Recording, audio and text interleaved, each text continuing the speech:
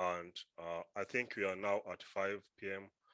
Time is good to us, so I'm going to welcome Dr. Christine Vogt-William to chair the next session on the panel discussion on networks. Over to you, Christine. Thank you very much. Good afternoon, everyone in Melbourne, Australia, down under. It's a pleasure to be here. And good morning to those who, like us in Bayreuth, Germany, are just beginning the day on this side of the planet. My name is Christine Vogt-William, and I am the director of the Gender and Diversity Office of the Africa Multiple Cluster, funded by the German Research Council, based here at the University of Bayreuth in Germany. It is a pleasure to join you, albeit in virtual space in these challenging times. I hope everyone is well. I'd like to congratulate the outgoing team on a job well done. And of course, I wish all the best to the incoming team to continue this valuable work. And I hope to hear more of this valuable work.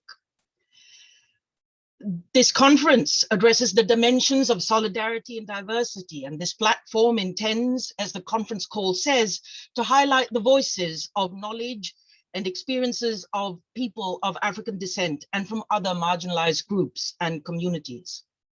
We from the University of Bayreuth, Germany, thank you for your gracious invitation for us to participate here in this timely conference, and we will endeavor to contribute to these much needed conversations. This gathering is structured around three key themes: solidarity and diversity in academia, policy framing and engagement, practice and community intervention. Our panel from the Africa Multiple Cluster at the University of Bayreuth interrogates the concepts of solidarity and diversity in academic contexts, keeping in mind the cluster principles of multiplicity, reflexivity, and relationality. The contributions of this panel engage in various ways with the three key ideas laid out in your conference call. What is inclusion? Inclusion to what? Who has the power to include? What is the criteria for inclusion? Hence, the key terms, as we understand, to be considered in this conference are inclusion and its criteria and power. The bulk of our panel is composed of our PhD researchers at various stages of their work, who have come together to approach these terms and questions from their own particular situated standpoints.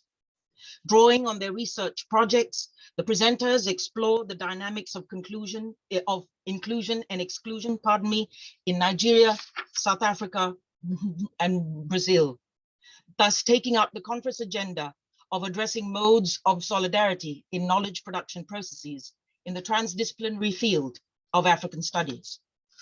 Indeed, this panel provides a few samples of the cluster's investment in reconfiguring African studies, which deploy a dual trajectory of critical inquiry and critical praxis in the interest of engendering a critical African studies. I will briefly introduce each speaker before they give their paper. At this point, I just have a question to the organizers. Would it be all right if our panel gave all the papers first and then we had a collective Q&A session? Yes, that's all right. Yeah. Thank you so much. So, as has been arranged, I will briefly introduce each speaker before they give their paper. All papers will be given beforehand, and there will be a collective Q&A session, and we welcome your questions. However, after the panels have presented their contributions, I myself will endeavor to offer a few thoughts on care politics in knowledge production processes in the transdisciplinary field of African studies, which I find useful in my own work. Without any further ado, our first speaker is Mr. Dikko Muhammed. Dikko worked as a lecturer with the Department of English and French at Umaru Musa Yar'Adua University in Katsina, Nigeria, from 2013 until 2018, when he left Nigeria for a study fellowship at the Bayreuth International Graduate School of African Studies, otherwise known affectionately as BIGSAS, here at the University of Bayreuth in Germany. He is currently pursuing a PhD in English and Anglophone literature, and he's interested in literary, epistemic, and cultural practices in Africa, with an emphasis on northern Nigeria. Dikko will consider the deeply ingrained presence of racialized thought in the works of Nigerian poets, as these works still remain within the frameworks of hierarchies, binaries, and concepts established by the colonial order. His contribution will highlight the need to free literary expressions from exclusionary and disparaging colonial epistemologies. Dikko, if you'd like to begin.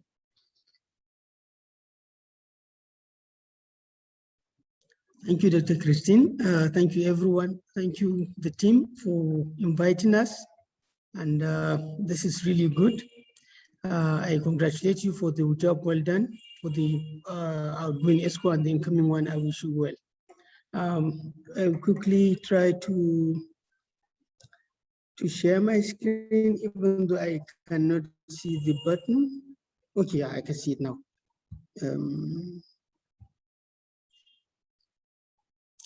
Is it visible? Yes. Yes, fine. Can you see my screen? Yes. Maybe you could do the slide share, slideshow, and then. Yeah, sure.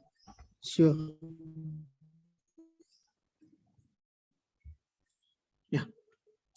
Okay, this is quickly what I will be talking about, colonial and decolonial literary terms in the 3 generations of Nigerian poetry in English. I would start with an introduction, just to say a word or two on the generation that we are talking about, and then I will go into the colonial tendencies in these works and how they tend to foreground some exclusionary tendencies, and then I will conclude with the need for the colonial turn. I want to start with this saying by Professor Sabelo that there cannot be a colonial turn without a colonial turn. So we can, if we are to start any discussion on decoloniality, on how to decolonize, we have to start from the colonial grid. So that is our base, and then we move towards decoloniality. Now, colonization, including slavery, is a dominant theme in literary works, especially African literary works. So you start from the negritude. What you see there is like what you see in negritude is what is dictated by colonialism, and then you come to the Anglophone countries, you see the same problem. We see this in, for example, one of the great Nigerian writers, Chinua Achebe, says that he writes his things fall apart to critique or to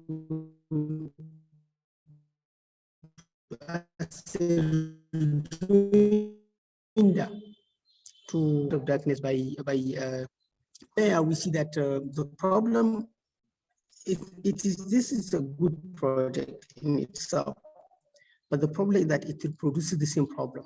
It reproduces the same colonial exclusion. So what we only know about Africa is what is invented as Africa by the colonial master, by the colonial powers. And this is how the African imaginary is limited towards to the colonial space. So we cannot move forward. We only think of ourselves, we think of our lives, we think of our ontologies from the frame of colonialism. Now this tendencies is what this tendency is what we see in the poetry actually by African writers in general. Mostly you see this idea of slavery, colonization also in the poetry, and then it goes into the Nigerian poetry project. And then what we call generations is like an attempt by critics on Nigerian poetry to categorize Nigerian poetry. So from one generation or first generation to second to third, 3 generations. And then, but these generations are not reliable. So you see that there is always, there are some limits to these classifications. For example, the periods overlap. So some people were writing in the 40s, in the 50s and 60s, but they continue in the 70s. So there's a problem of where you place them. And then the whole idea is built on chronology. So from 1960s to 1980s, for example, from 1980s to 2000. So it doesn't take into consideration that there could be some similarities between people writing at the present and those who have written in the 1940s. So there is so much emphasis on chronology. And then the formal aesthetics is usually also used as a yardstick to place poets on a certain generation. The first generation is regarded as pioneer poets. So because these are the people who started writing poetry in English. And then what you find in that preoccupation is so much this idea of romanticizing the past. So they complain about the destruction of African history, of African past, and all this. This is what you find in them. And then they wrote in neoclassical Victorian style of English poetry to assert their mastery of the master's language. So there is this idea of, let's show that we have mastered the English. So this is how they write their poetry. And then their effort was to decenter the master narrative of colonialism. They want to move away, they want to reply kind of to the colonial narratives that were written and that were foregrounded, to show the absence of history, the absence of culture, the absence of civilization and progress in Africa. So they kind of write to show the evidence of these things in African setting. So among these people, we have Gabriel Opara, we have J.P. Clark, we have Christopher Okibo. I want to give us just a poem to see how, what is usually common. This is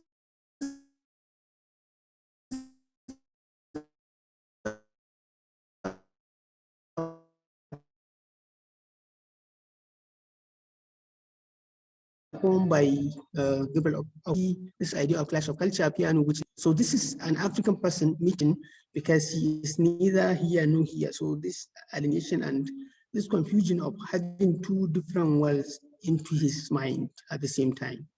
So it opens with one at daybreak, one at break of day at a riverside.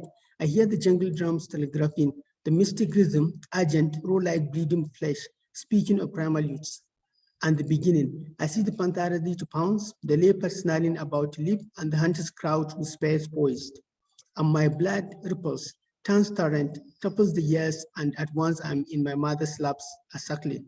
At once I'm walking simple, fast with no innovations, rugged, fashioned with the naked warmth of hurrying feet and groping hearts, in green leaves and wildflowers pulsing. Then I hear a wailing piano. This is good. The first and second, or the three standards that we have seen, talked about the normal African setting with this African person who is just, hearing the drums. He hears the drum. He hears. He plays around. He sees the hunters and all this basic life of people. And then suddenly there is this intrusion of Western presence. Then I hear a wailing piano. So let's speaking of complex ways, complexes. So everything is speaking it's spoken in complex terms. In Pierre wrote concerto on faraway lands and new horizons with coaxing diminuendo, counterpoint, crescendo, but lost in the labyrinths of its complexities. It ends in the middle of a phrase at a digger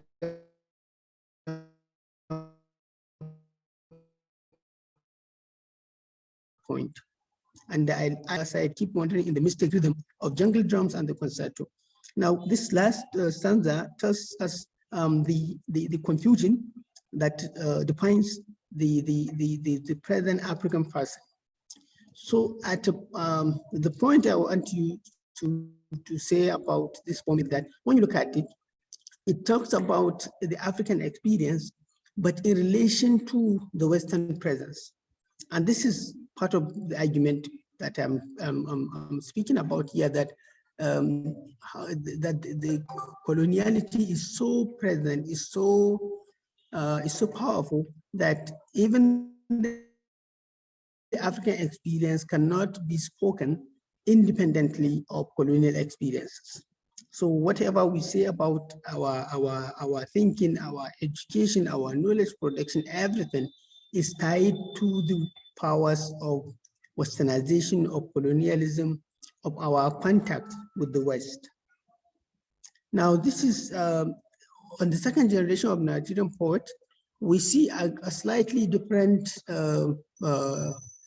movement here, where we see that the poems written at this period, they are rooted in the tradition of the indigenous poetic form. So unlike the previous, the first generation, where mastery is linked with closeness to the Victorian style of written poetry, here we see the poet coming back into their cultures to take some stuff from them. So we see this kind of presence of tradition, of indigenous tradition in the poetic form.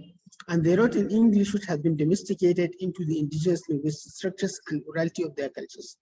So here you see the English language is kind of domesticated. It's kind of, I think actually we talked a lot about this issue of domestication, that we can use the English for our own purposes. We can domesticate it to address our present needs, our spatial needs. And then they blend both modernity and orality.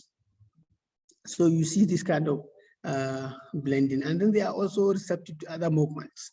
For example, some of them have been accused of being postmodernist, like just following what is happening elsewhere.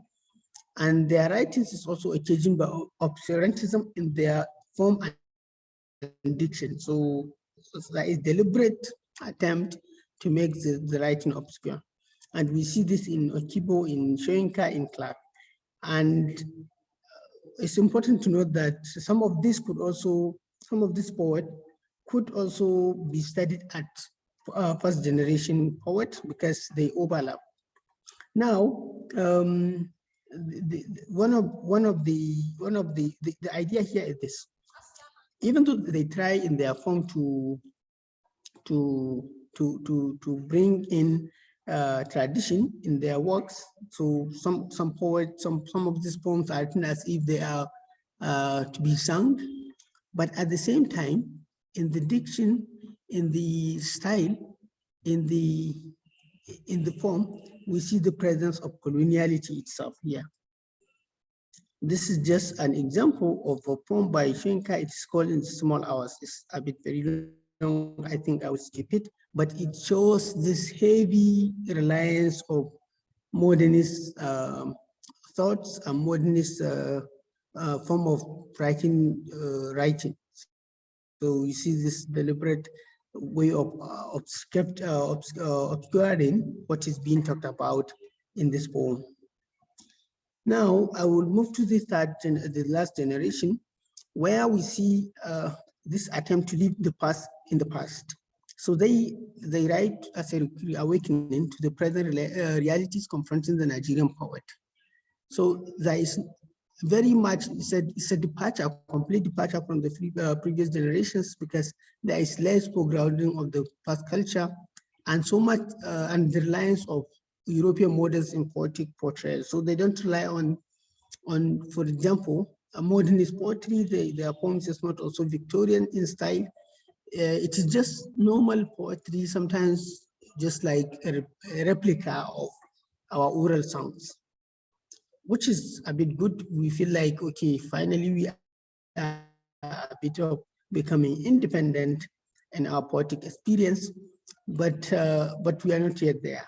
Because as they see poetry as cultural engagement with political realities. So much of what they write in the 80s and 90s and even the early 2000s is a confrontation with the military regimes of the 80s and 90s. And then, of course, with the civilian regimes of the 2000 to date.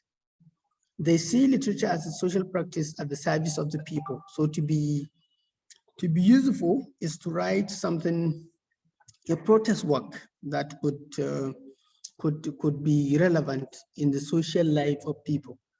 So poetry is not for its own sake. It is for the sake of we see this idea of national, the national question, issue of democratization, issue of economic justice and all that.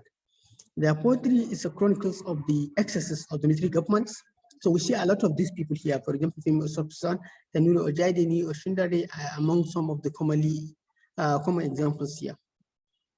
Now, but these poets themselves have not succeeded in decolonizing the poetic practice of Nigeria, because they see the Nigerian project as a country as a direct product of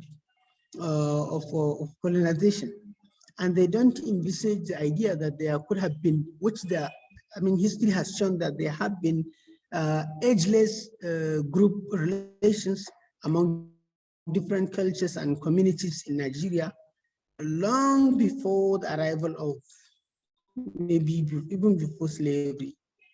But the way when we talk about national question and national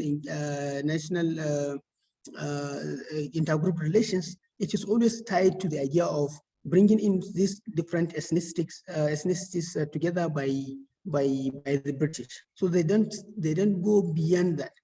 In other words, their poems don't go beyond the colonial experience. They are always either directly addressing colonial experience or the aftermath of colonial experiences. Now, these are some of the issues of the coloniality and the exclusion I'm talking about. In the first instance, we say that none of these poets or none of these generations frees itself from the grip of coloniality, either as direct response to it or it is aftermath. I think I talked about this briefly.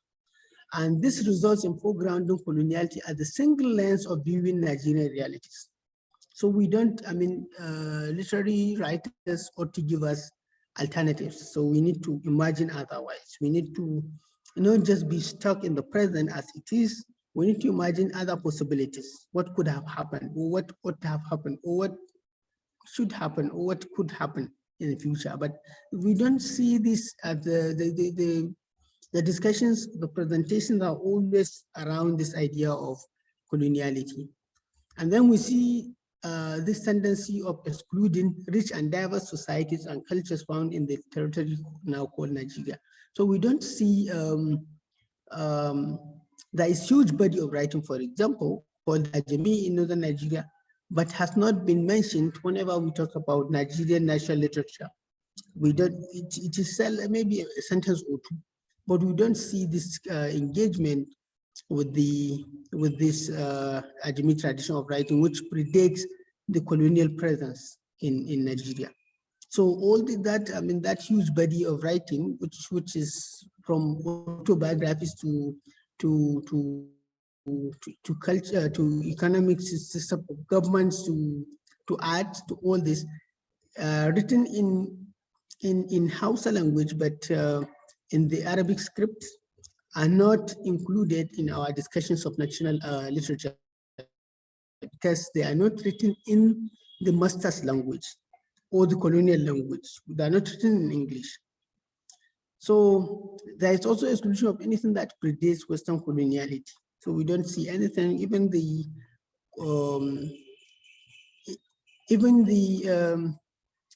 the group relations that I talked about.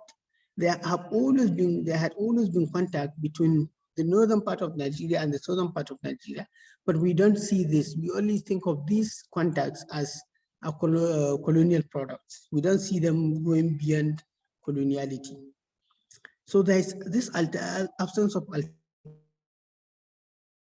alternative lenses through which certain is the language question, hierarchy and preference in critical attention between poetry in English and other indigenous languages, which leads to linguisticides. Today, a lot of languages are dying because they are not being documented. Why are they not being documented? Because there is so much reliance on arts produced in English, in the colonial master's language. So a lot, not just art, but everything is projected in English, which is now becoming a disaster. So we have this hierarchy. We have English at the top, we have the others. And the others are dying because they don't get any kind of support. So English is taught, English is money is paid in for that, but not. I will come to this question. Very interesting. So finally, there is less or absence of attention on the indigenous pre-colonial political structures in these poems. There have always been very strong rise and fall of empires in Nigeria, but we don't see them. We don't see their evidence. We don't see their the way they rose and the way they fell. We don't see those things in this poem. So when we talked of political structures, we talked of maybe colonial order, we talked of the present colonial democratic dispensation, which is also a product of coloniality. But we don't see anything about, mostly, we don't get educated about the Oyo Empire, the Borno Empire, and all these thoughts that have lasted thousands of years before coloniality. So these are some of the issues that I talked about. Now, finally, why do we need to decolonize? First, I think we need to think beyond the colonial framework without undermining its impact. This project does not mean that we should, does in any way not mean that we can undermine the impact of coloniality. No, it doesn't mean that. I acknowledge that the evil that Africa has experienced from slavery to the present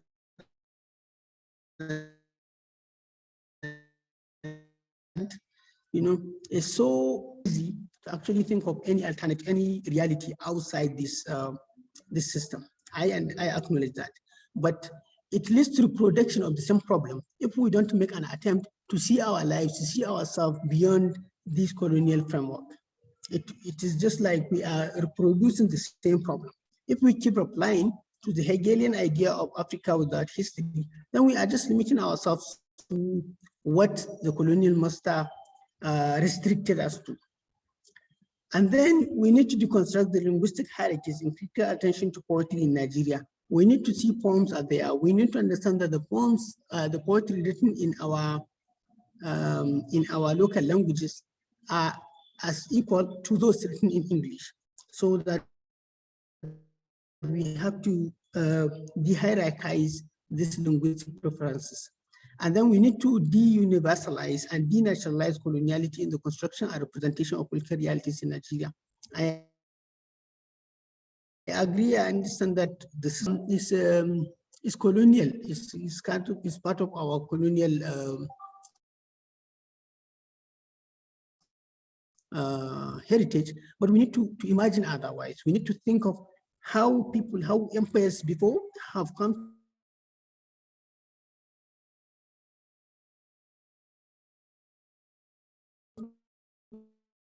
together, have lasted, had relations. We need to foreground possibilities also. We need to imagine in Nigerian poetry. We need to see these poems giving us other alternatives. We need to hear something beyond the coloniality.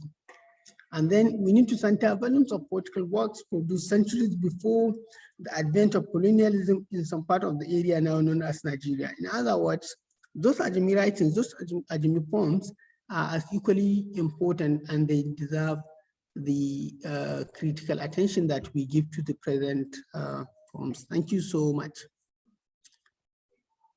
With your permission, Dr. Christine, I will stop sharing the screen. Thank you, Dikko. Indeed, you just very nicely mapped out the entanglements of literary production with colonial histories in a stamp that is not necessarily easily removed, and all the more challenging when it comes to a decolonial agenda. We will have time to address a few questions to Dikko. Our next speaker is Miss Valerie Gruber. Valerie holds an MA in International, Cultural, and Business Studies, and is currently working in the research section Moralities of the Africa Multiple Cluster of Excellence at the University of Bayreuth here in Germany. She is also a junior fellow of the Bayreuth International Graduate School of African Studies. And as part of her PhD project, she is developing a process of participatory research creation in collaboration with academics, artists, and activists from Africa and its diasporas in Brazil and Colombia. Valerie will share her experiences with transdisciplinary research among Afro-diasporic communities in Brazil and Colombia, where she developed an approach to producing valid and mutually beneficial knowledge in collaboration with marginalized communities. Valerie, you have the floor. Thank you so much, Christine. And thanks to all of you for having me. I'm very glad to connect to you virtually. It somehow brings me back to very good memories because I had the chance to spend some time in Australia back in 2007 through a student exchange. So it's nice to talk to you at least virtually right now, hopefully in the future also physically. But today, as Christine already announced, I will talk about another exchange. An exchange program I am co-creating with different community members and artists from Brazil and Colombia in the framework of my PhD project. And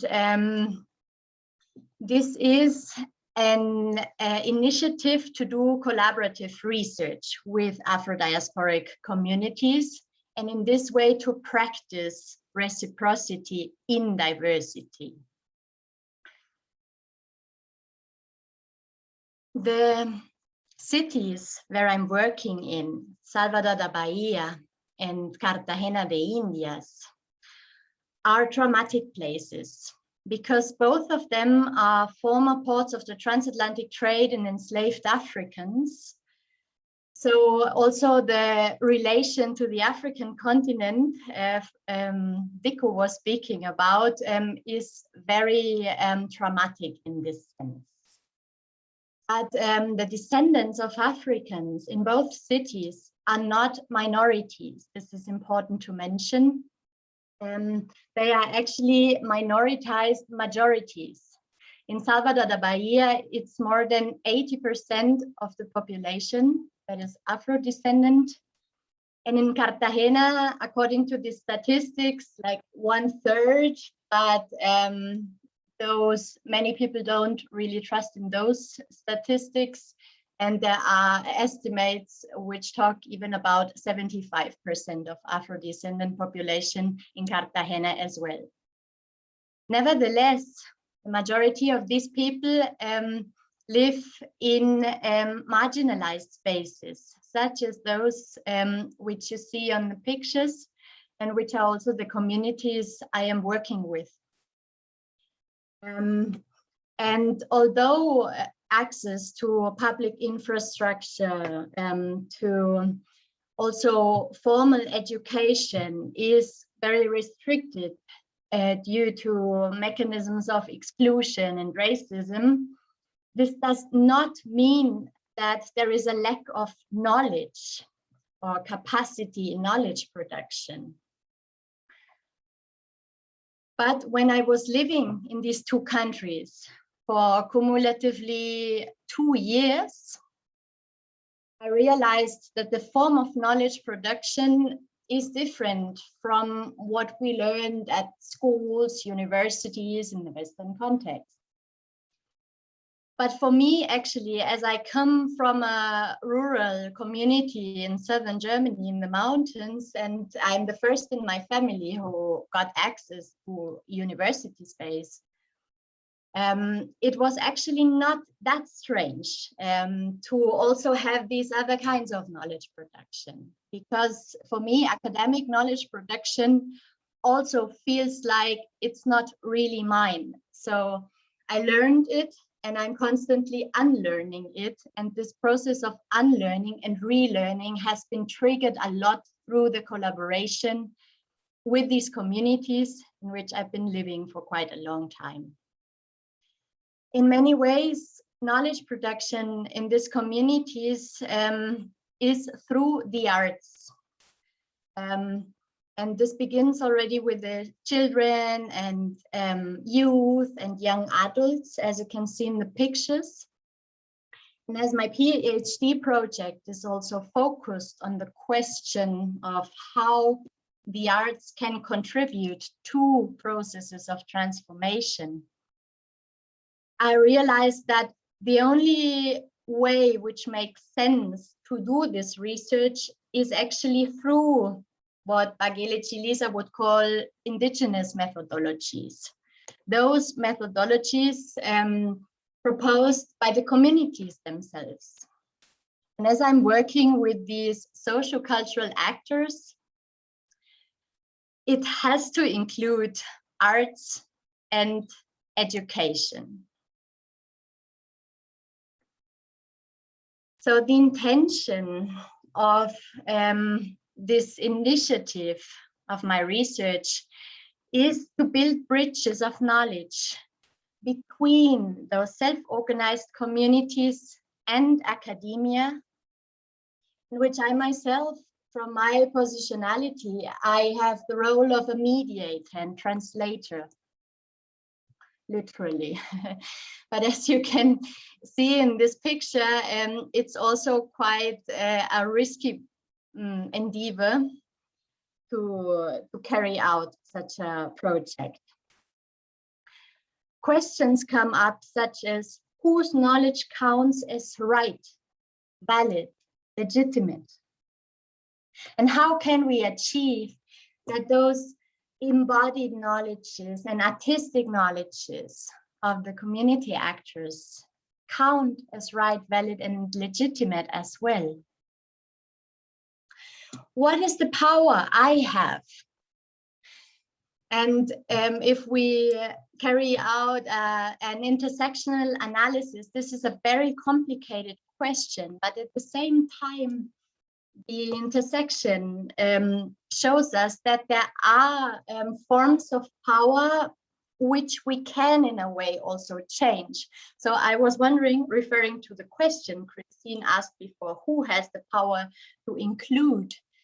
And I realized that one of the powers I have when I do my PhD is actually the power of definition.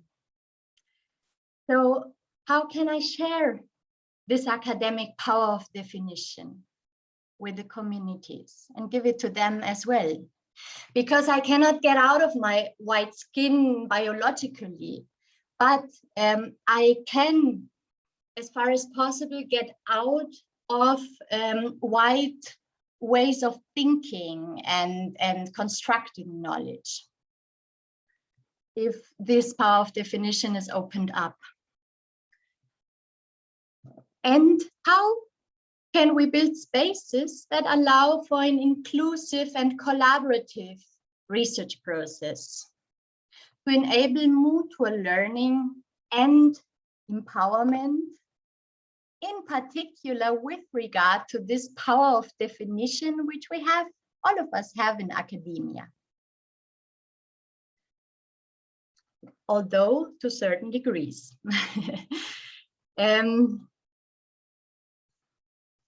What we then developed collectively is what Boaventura de Souza Santos would describe as non-extractivist methodologies. In particular, I'm calling it participatory research creation. And in practice, this is an exchange program between one collective from Salvador da Bahia and one collective from Cartagena de Indias, so that the comparison between those two places and the different phenomena in these places is not just my individual imagination, but it's actually a co-production. This exchange program has three components. One is research. So this is how it all began. But the idea is to open up this research towards a collective inquiry, collective reflection, and the co-production of knowledges. But when I was living in the communities, the part which my co-creators of knowledge brought in is that this research is combined with education and arts. So we are carrying out joint courses in which we define together who speaks. And if the pandemic allows us to travel, we will have joint excursions and community mappings. And we are also producing arts together. Last week, we launched a video performance during the cluster conference online a week ago. So these are the three components, but due to the pandemic, currently it is only possible to carry them out online until we can travel. But as far as possible, we try to create ecologies of knowledges, using again a term coined by Boaventura de Souza Santos, even in the virtual space, which is tricky, but it is possible. Here you can see a screenshot from a creative laboratory in which we translated ideas and concepts into movements, bodily movements, which was led by an artist, which you can see, whom you can see here, Lobadis Perez. And you can also see the logos of the partner institutions of this project. So the idea is that we change the relations in knowledge production through and beyond diversity. So we relate to each other through our diversity, but the joint artistic language also allows us in a way to go beyond the differences and also communicate through commonalities without neglecting those differences, because we are producing joint products.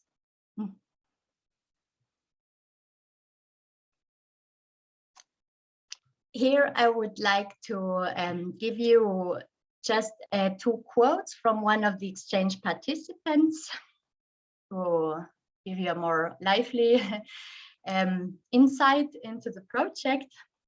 Mano Xandão is a rapper from Salvador da Bahia, it's part of the project. And he said, "I believe that this exchange was just a pretense of our ancestors to connect us again and attach value to the African diaspora. This exchange of energies, and indeed, it's just the beginning of a big oeuvre." And this common oeuvre is also what distinguishes it from approaches such as ethnography, where you do not necessarily have a common goal. And he also says, "I would define it as a class which I would never see in the books or schools and universities. I'm very grateful, and let's keep revolutionizing." So here he also refers to this openness towards other knowledges and the knowledges which are relevant to the communities. So the impact of this research cannot just be measured like it is common in academia through academic journals, but we also have to consider the social impact if we take solidarity serious. So to conclude, it is very important to mention that such an approach implies also huge challenges, in particular with regard to institutional boundaries. It took me actually 4 years to get the project approved, and 7 proposals and more than 100 pages of justification. Because if you take this equality serious, this means that the co-researchers from the communities get the same resources, the same flights, the same rights. And this is still not common in academia. Impact measurement, in this regard, it often means double the work, because we still have to achieve the same academic goals of peer-reviewed journals, etc., in addition to the more collective artistic products. And also with regard to translatability, it's challenging because it is not always easy to translate those embodied artistic knowledges, but at the same time, respecting the right to opacity, as Glissant would say, it is also okay, I would say, to not translate everything. But all this should not just block us from co-creating such spaces for mutual learning, which are based on reciprocity as a concrete practice, human dignity, and equality in diversity, which means that these differences have the same value and are complementary to each other. So the idea is to get to what Mignolo calls epistemic reconstitution. So reconstitution of those ways of knowing, living, and becoming, which are neglected by the modernity coloniality project. And also with regard to one question I saw before in the chat, which was critical about a complete decolonization, I would say what such a project does is also not a complete decolonization, but it's a way of decolonial crack making, opening up cracks in the walls. And this is a metaphor used by Catherine Walsh, who sees the cracks not as solution, but as strategy, process, and practice, and as a radically different way to think about the intersections of words. And with this, I would like to end with a picture from Cachoeira in Brazil, which shows an old master's house, which was actually brought down by the cracks. I would not like to suggest that we necessarily have to bring down the whole university through the cracks, but at least some of those, or as many as possible of those exclusionary walls towards epistemic justice and those walls that produce epistemic violences. At least there we have to open cracks and re-signify the university through other knowledges, other subjectivities and positionalities. So thank you very much for your attention, and I'm looking forward to our discussion later. Thank you, Valerie, for an interesting mapping of your project and some thought-provoking questions, also as regards the positionality of the researcher as translator and mediator. Again, there's plenty of food for thought, and we welcome questions. Our final speakers will be working as a duo. They're giving a joint paper. Patricia Nkete Ndlovu is pursuing a PhD at the Chair for Sociology of Africa at the University of Bayreuth. She holds a master's degree in industrial sociology from the University of Johannesburg, South Africa, where she focused on the perceptions and experiences of female minibus taxi drivers in South Africa.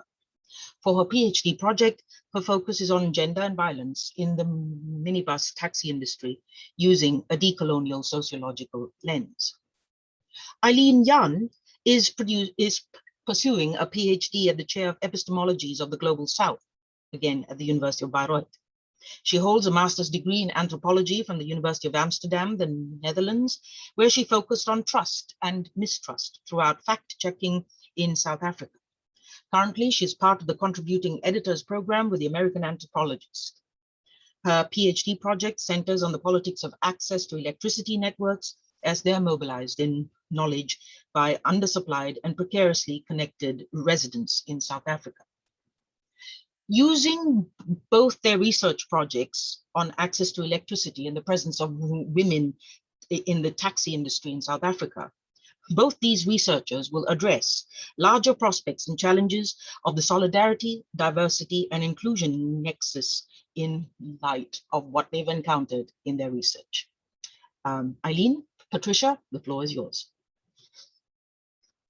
Thank you for this warm welcome. And without further ado, we will start with the talk. We did not prepare a presentation because it's a very brief talk. So we will start. So in this brief talk, we take the themes of solidarity, diversity, and inclusion as departure points to reflect on some of the taken for granted and universalizing assumptions, values, and commitments underpinning them. For this, we focus on issues from perspectives situated in the Global South school of thought in general, and South Africa in particular. We look at the three concepts within the context of the Global South because of the history of colonialism and modernity that has had negative ramifications on the people of the Global South, who experienced and continue to experience the darker side of modernity. Before handing over to my co-presenter, who talks specifically about questions of solidarity within universities, I discuss the three aspects from the broader perspective. Overall, we would like to propose shifting the paradigm of difference through decolonial struggle to the paradigm of relationality and connection. And I think that links back to many of the talks that maybe some of you heard yesterday in the presentations. So solidarity is often used as just another term for social integration, cohesion, and cooperation of varying members of groups. However, in general terms, it denotes a relational concept and practice, a unity or overlap of interests, and it involves support towards other individuals. There are three key perspectives about the preconditions for solidarity to develop between individuals.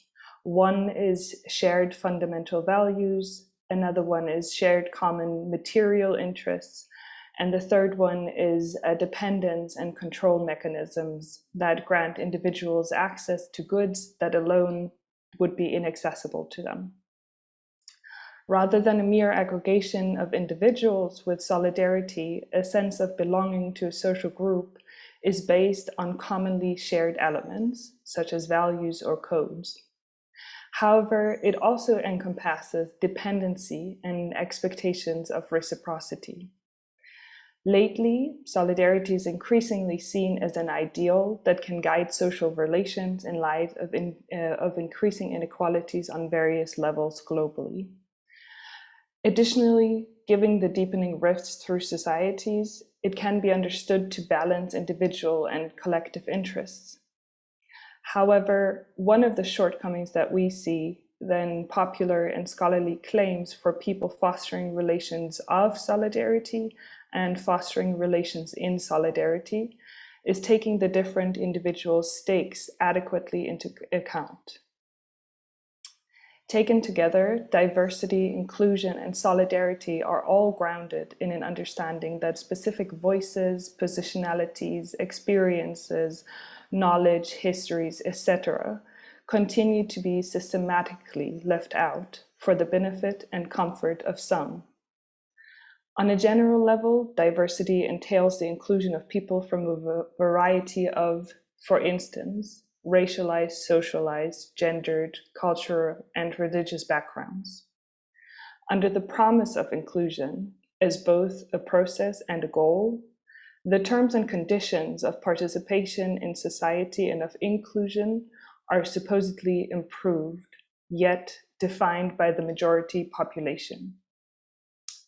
And thus, the affinity and calls for diversity do not necessarily threaten already occupied positions and privileges. A more or less romanticized vision of inclusion can be characterized by embracing greater equality, tolerance, and removing barriers, just to use some of the buzzwords usually used. People who might otherwise be excluded or marginalized are granted equal access to opportunities, resources, services, and respect for rights is emphasized. However, equality of access does not automatically or ultimately yield equity. From our stance, three crucial aspects are worth emphasizing. For one, inclusion and exclusion exist along a continuum and co-produce various social practices. Considerations and understandings of inclusion simultaneously need to address exclusion, not as a binary opposite, but as interlocked, mutually constituted dynamics. For another, different places have different histories and institutions, which shape norms, values, practices, and therefore different approaches to social inclusion. Consequently, this leads to a broader concern with unsituated global standards, factors, and approaches. In South Africa, for instance, where the majority of the population work in informal and insecure employment, lack social protection coverage, or do not complete secondary education, internationally acclaimed standards of normality as benchmarks of social inclusion or indicators for exclusion are not productive. We thus ask, what would inclusion really mean within exclusionary and discriminatory spaces and playing fields that have systematically, purposefully, and violently been forged for centuries on the grounds of dispossessions of different kinds, without varying communities and individuals' needs, practices, experiences, and so on being taken into account?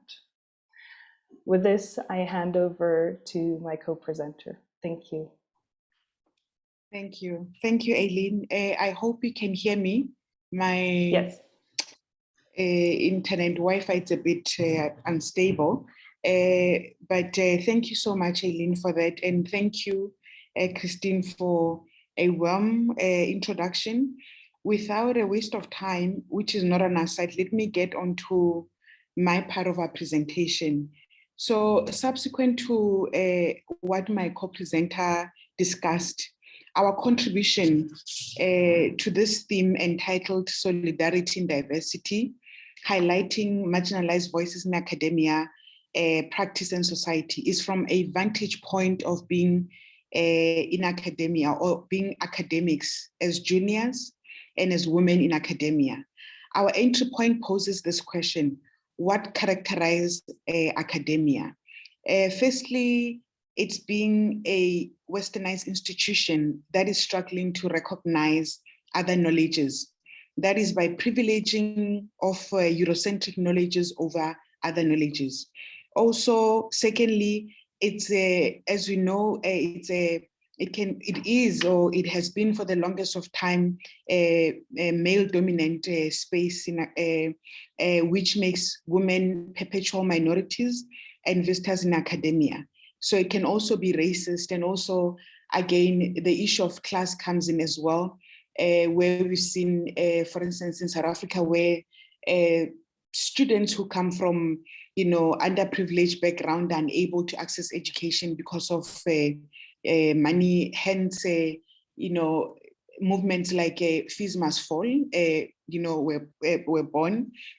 Our point is, our point then is what forms of solidarity and diversity can be developed in such an institution.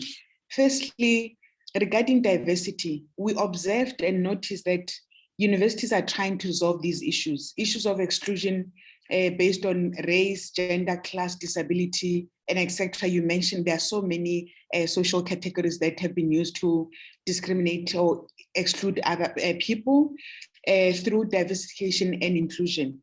Our question, therefore, is how suitable is diversification and inclusion as a basis of forging solidarity?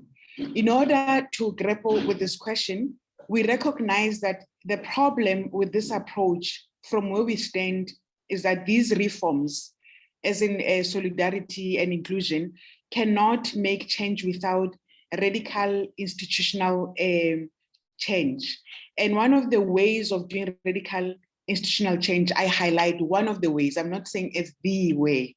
One of the ways of doing radical institutional change is through what Ndlovu on his current paper on a third world quarterly termed 10 Ds of decolonization. I will not list all of them, but the one that I thought that I highlighted was the one on depatriarchizing, where he says that to depatriarchize university would mean, or it's not about bringing women in spaces such as academia, but changing sexist attitudes, mentalities, and practices. But this takes us to a deeper question. How does one change attitudes, mentalities, and practices, or what Valerie spoke about? I like when you said about the walls of exclusion. So how do we go about changing these? What medium do we use? Can we educate a sexist to be non-sexist? Can we educate somebody, a racist to be non-racist? If yes, who is supposed to be teaching? Or is it a matter of self-re-education? Like somebody was just asking now, how do we do a complete decolonization if we are a product of decolonization, of coloniality ourselves? Well, we don't think so, because there's a bigger stakes of privilege and power. How do we do it in a situation where, when you speak about these issues like we are now, one might be viewed as emotional or being stuck in the past? Whenever you are raising, how you're marginalized or you're being discriminated against because of your skin color or because you're a woman, what is to be done is the question. Well, we think we need something beyond diversity and inclusion for solidarity to happen or take place. And we think that there's a need for institutional cultural overhaul, total change. I liked what Valerie said. I'll refer back to her about bringing down walls. We don't necessarily mean that we must ban the universities, but we simply mean that we need to get rid of these systems that are in place that are constantly trying to, push us to the margins. But then again, this is easier said than done, right? Our suggestion is that all these come from an epistemic source, that there's knowledge that makes patriarchy, that makes sexism, that makes racism, etc. possible. And if we agree with this position, therefore, the agenda of decolonization needs to be pursued more vigorously so that other knowledges can emerge as an anchor for solidarity and connections. This is the very reason we are, me and Eileen in this context, in the process of exploring the value of epistemologies of the global South. That is, knowledges born of feminist struggles, born of anti-colonial struggles, born of anti-capitalist struggles, born of anti-racist struggles, and etc. There are many other struggles that are not listed here. So in conclusion, we believe that solidarity and connections will be born out of struggles. Thank you so much. Thank you.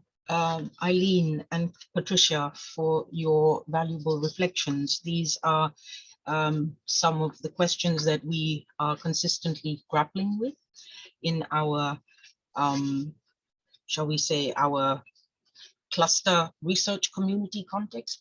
We're in the process of trying to put together what Sabelo Ndlovu likes to call a community of practice.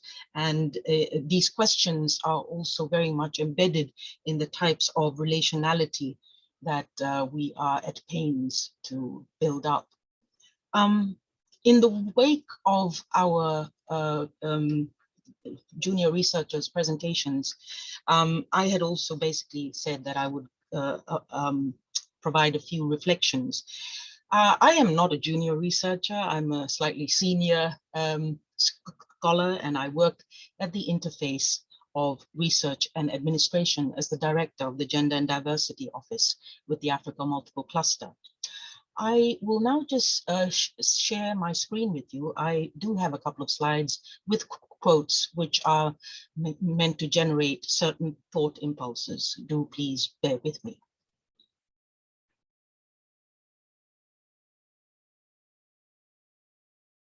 So can you see it?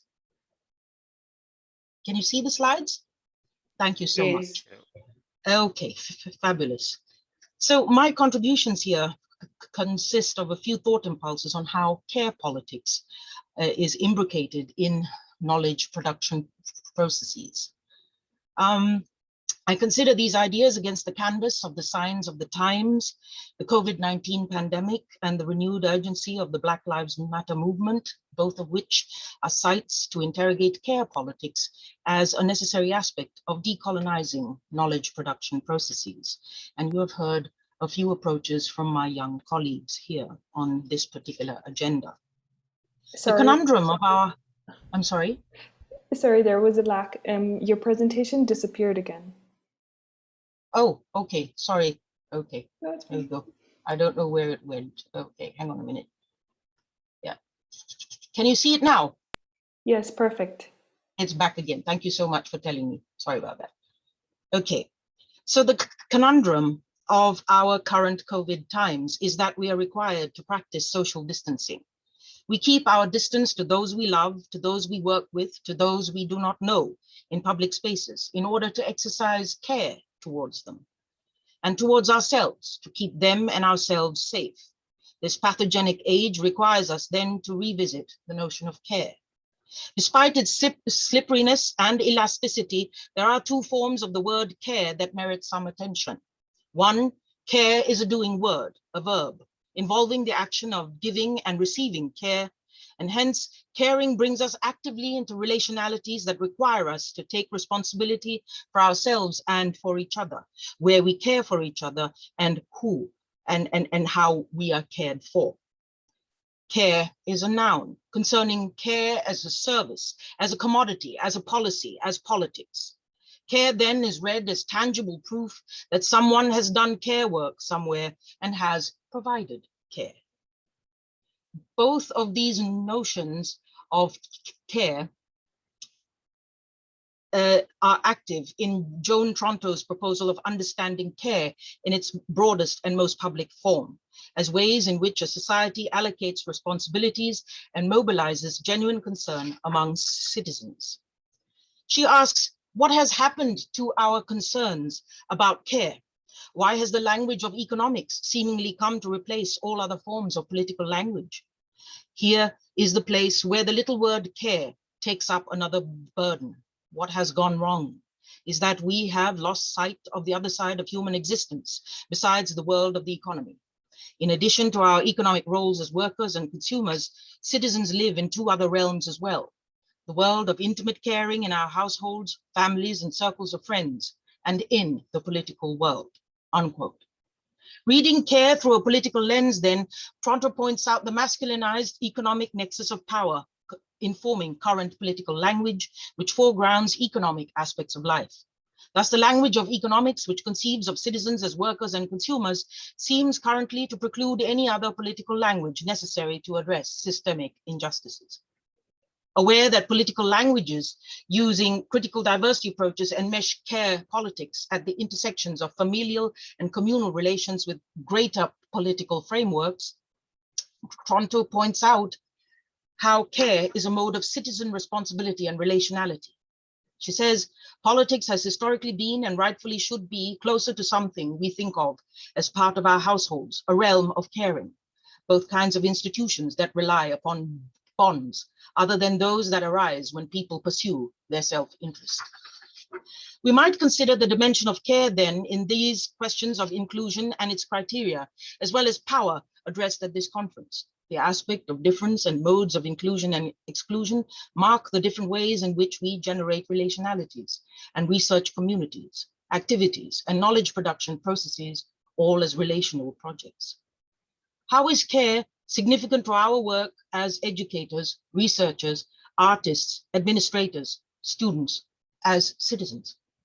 How do the aspects of care inform relationalities in research? Can research be a mode of care? Could it take place in frameworks of care politics?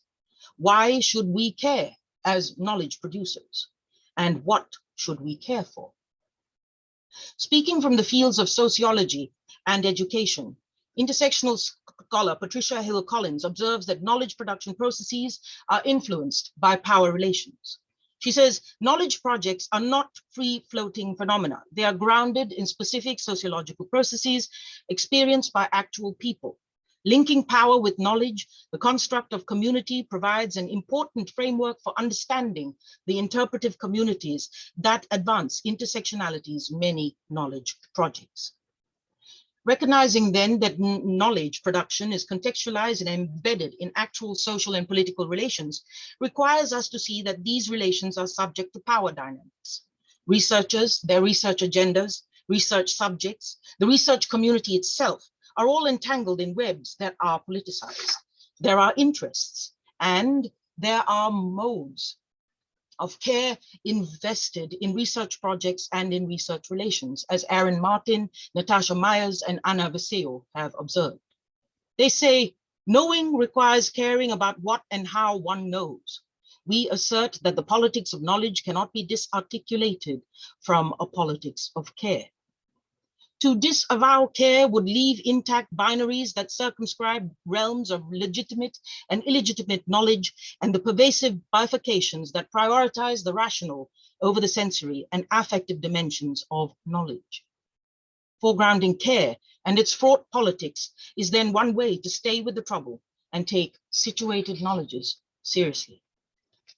The recognition that one cares about what one knows as a researcher may not always be immediate, since knowledge production is understood in many global North educational institutional contexts as an objective and distanced process.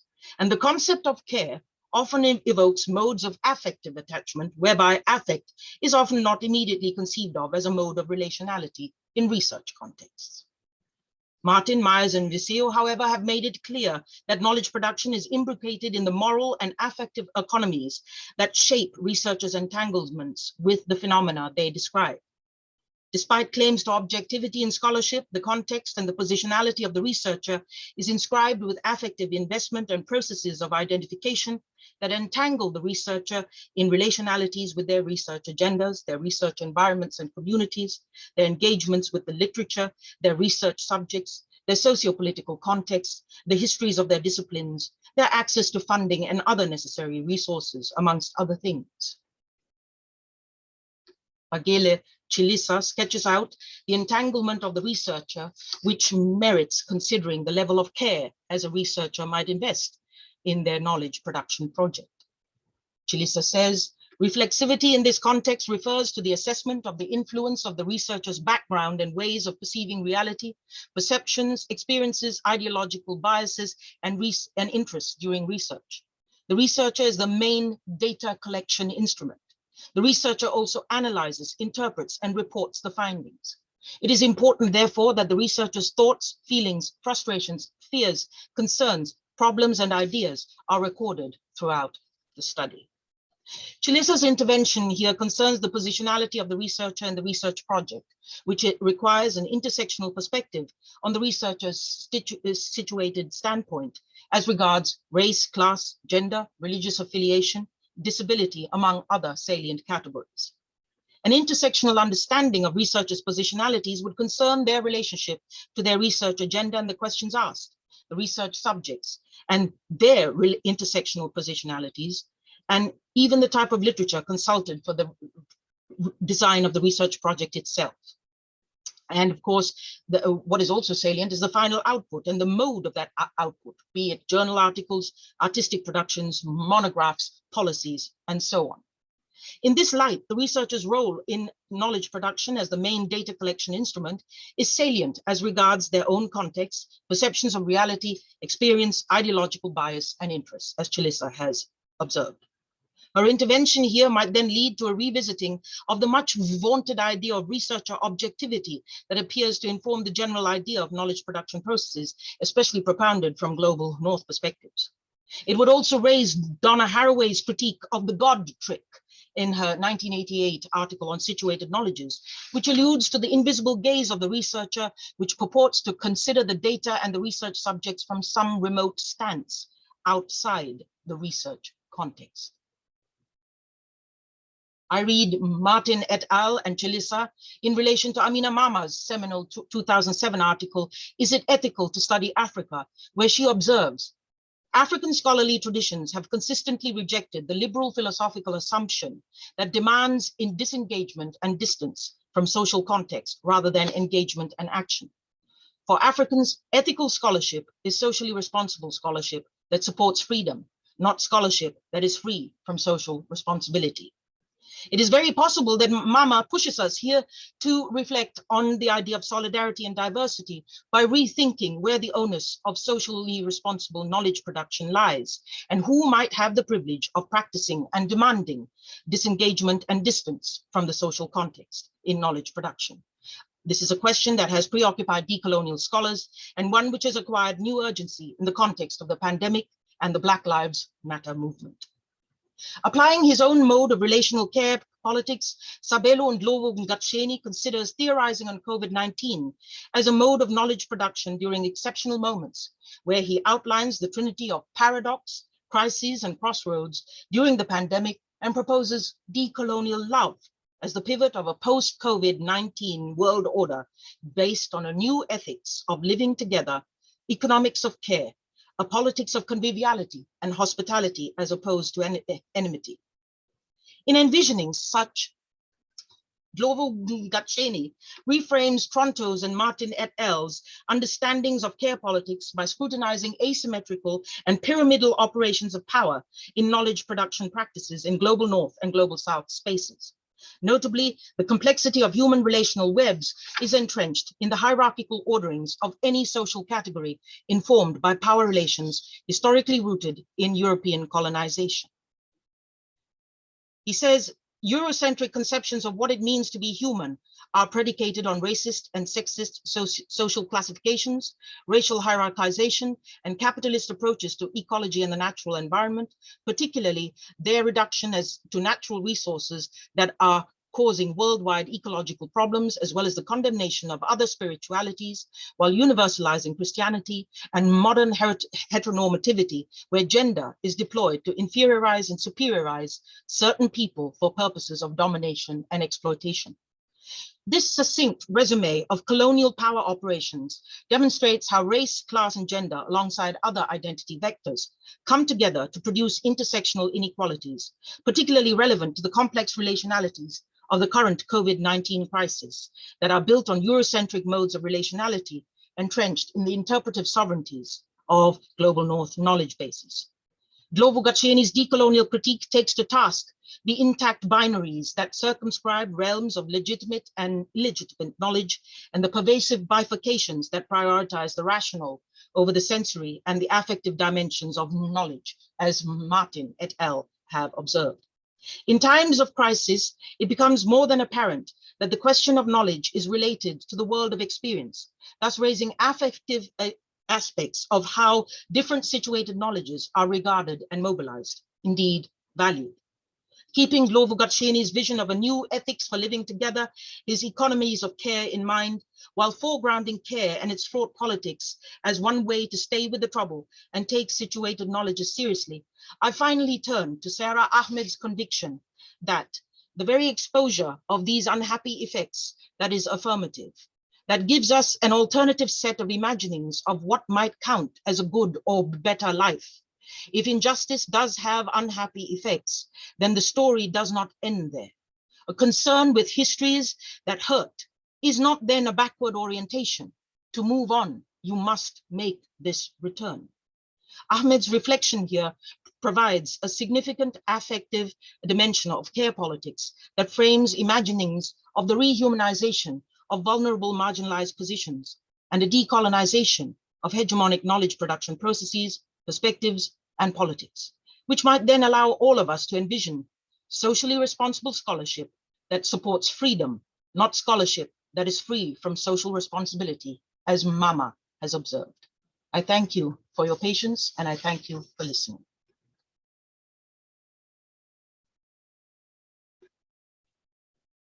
I would like to then invite a few questions or comments. We do have one question in the chat, and this is, I suppose, the million-dollar question that kept on popping up during all of the presentations here, all of our thought processes and impulses. And it asks, is it possible to completely decolonize when those attempting to decolonize are themselves products of colonialism in language and education system, etc.? Indeed, this is something that merits some engagement. So if one of our or all of our speakers would like to weigh in on their own ideas with this.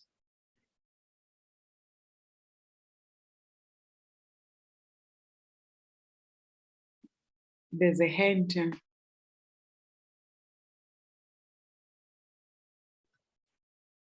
Mr. Simeon Greedy, I see your hand up. Would you like to weigh in?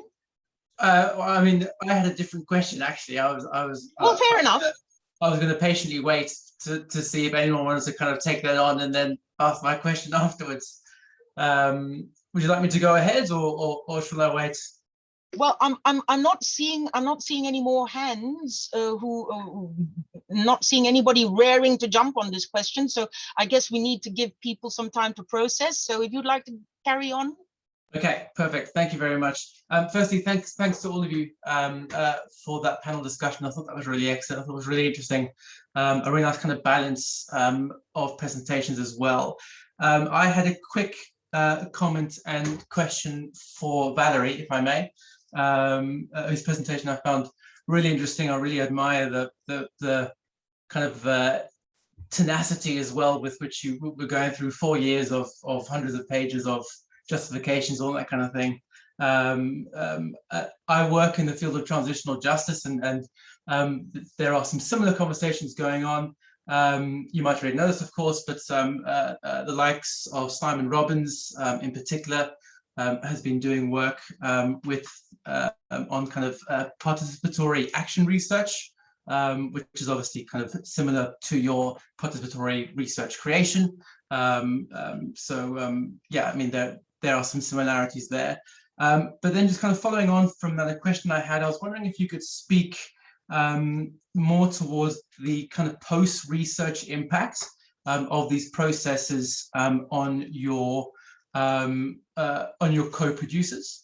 I mean, for example, and this may be a kind of university institution kind of issue or kind of barrier that you were talking about as well, but whose name gets attached to any publication output?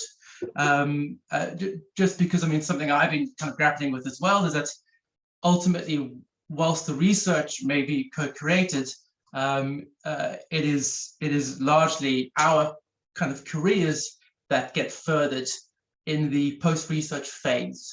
So I was wondering if you could speak to the kind of post-research phase, if you had any thoughts on that. Thank you. Thank you for that question. Please do carry on, Valerie. Yeah, also from my side, thank you for this very important question and for your interest in the project. This question is really crucial. I mean, with regard to the proposed research impacts, you were particularly referring to the naming policies. And we've been talking a lot about that within the collective. As we meet every 2 weeks, we kind of found an agreement for that. And the idea is that through those regular meetings, we co-create knowledges in a way that still allows us to also create both individual and collective products. So that means this knowledge we produce is shared, everyone can use it, but if any one of us publishes anything, we share that, of course, within the group, and within the publication, the contribution of the rest of the group is always acknowledged, but the author is the person who produced that product, who wrote it, and this has been working out quite well, actually. So if I write something, I am producing it, so I can be the author, but I acknowledge still the contribution of the rest. But at the same time, the video I mentioned last week, for example, which we launched last week, the video performance, I contributed actually a lot to it, but I am not its author because the producers are 3 artists. So there we shift the authorship, you know, just the producers are the authors.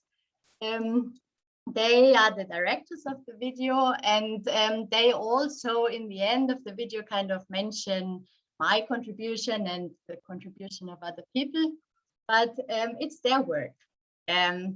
So this idea of creating different products allows us also to have different authors, and for the artists it's also not that important to be on an academic publication, and for me it's not that important to have my name necessarily on an artistic production. So in this way, we found a solution to balance that.